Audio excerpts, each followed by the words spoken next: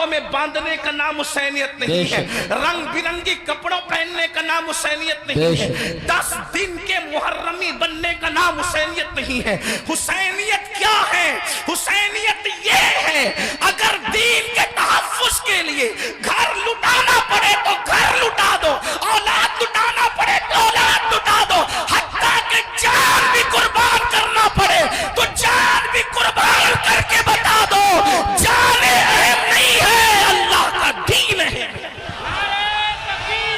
اللہ یا رسول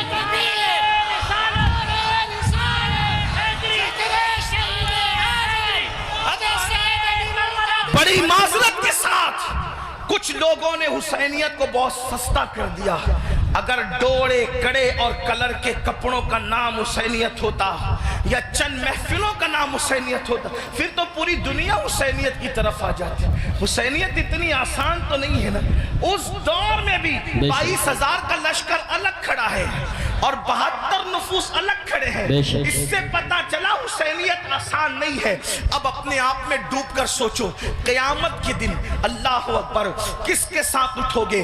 میری قوم کے وہ جوانوں جو اپنی راتوں کو گندی فلموں کے ساتھ جو ہے وہ اللہ اکبر جہنم کے عذاب کو قبول کرتے ہوئے خدا کے چیلنج سے نہ ڈرتے ہوئے نرم نرم گدوں پہ لیٹ کر اگر زنا کے مناظر دیکھ رہے ہو تو میں یہاں علماء موجود ہے ایک بات عرض کروں کہ یزید بھی تو کہیں پھر ایسا کام کرنے والوں سے اس معاملے میں 2 قدم پیچھے نظر آ رہا ہے، اور میری قوم کے وہ جوان جو اپنے آپ کو حسینی کہہ رہے ہیں وہ اس معاملے کے اندر اس معاملے میں کہہ رہا ہے، کیا وہ یزید سے 2 قدم آگے نظر نہیں آتے؟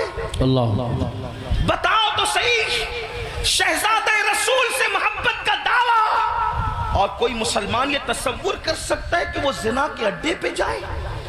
وہ زنا جس کے بارے میں اللہ کے رسول صلی اللہ علیہ وآلہ وسلم غیب داں نبی نے فرمایا کہ قیامت کے دن زانیوں کو آگ کے کپڑے پہنائے جائیں گے، آگ کا کرتا پہنایا جائے گا، اور ان کی شرمگاہوں پر جہنم کی آگ بھڑکائی جائے گی۔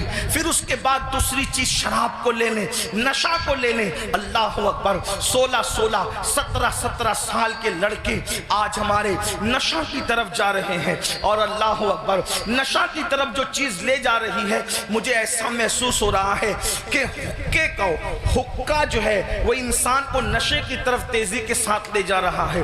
میں حقے پر کوئی حکم تو نہیں لگا رہا ہوں، ویسے کوئی میں مفتی بھی نہیں ہوں کہ میں حقے پر کوئی حکم لگاؤں، حکم بیان کرنا میرا کام نہیں۔ میں ایک چھوٹا سا طالب علم ہوں، اصلاح معاشرہ کی محفل میں صرف دل کا درد لے کر کے آیا ہوں۔ ابتدا حقے سے ہوتی ہے، حقہ تو کوئی حرام نہیں، اس طرح کی لوگ بات کرتے ہیں، پھر دھیرے دھیرے سگریٹ پر آتے ہیں، اور سگریٹ کے اندر پھر کیا کیا لگا کے پیا جاتا ہے مجھ سے زیادہ آپ لوگ جانتے ہیں، اور آپ لوگوں سے ہی ہم تک باتیں پہنچتی ہیں، اور پھر دھیرے دھیرے انسان ایم ڈی کا، نشے کا، اور خدا جانے کس کس چیز کا عادی ہو جاتا ہے۔ آپ سے پوچھتا ہوں یزید بھی نشہ کر رہا ہے، آپ بھی نشہ کر رہے ہیں، اور یزید کے اور آپ کے نشے میں فرق کیا ہے؟ اللہ اکبر شاید یزید نے ایم ڈی وغیرہ کو خواب میں بھی نہیں دیکھا ہوگا۔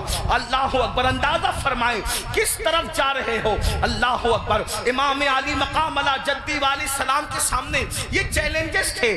آپ اپنی قوم کو جرائم سے بچانا چاہتے تھے، آپ اپنی قوم کو گناہ سے بچانا چاہتے تھے۔ جانتے ہیں اللہ کے رسول صلی اللہ علیہ وآلہ وسلم نے بستیوں کے اجڑنے اور گھروں کے اجڑنے کے لیے جو بات بیان فرمائی ہے اس کو دل کے کانوں سے سنیں۔ اللہ کے غیب داں نبی صلی اللہ علیہ وآلہ وسلم ارشاد فرماتے ہیں راتوں کو کچھ لوگوں کے مکانات خود بخود زمین میں دھس جائیں گے، زمین کے اندر جو ہے زمین بوش ہو جائیں گے۔ آپ کبھی سنتے ہیں نا کہ فلاں بلڈنگ گر گئی، فلاں بلڈنگ زمین میں دفن ہو گئی۔ میں یہ نہیں کہتا کہ سب اسی وجہ سے ہوتی ہے، لیکن اللہ کے حبیب غیب داں نبی صلی اللہ علیہ وآلہ وسلم گھروں کے اجڑنے کے، گھروں کے زمین بوش ہونے کے اسباب کیا بیان کرتے ہیں۔ لوگ کہتے ہیں ہمارے گھروں پر یہ چل رہا ہے وہ چل رہا ہے، میں نے کہا جو چلا رہے ہیں ہم ان کے بھی ساتھ نہیں ہیں، لیکن اپنا کرتوت بھی تو دیکھو. قرآن کہتا ہے وما اصابکم من مصیبت فبما کسبت ایدیکم, کہ تم پر جو بھی مصیبت آتی ہے وہ تمہارے کیے دھرا ہے, وہ تمہارے برے اعمال کا نتیجہ ہے. اللہ اکبر. کیا ہوا؟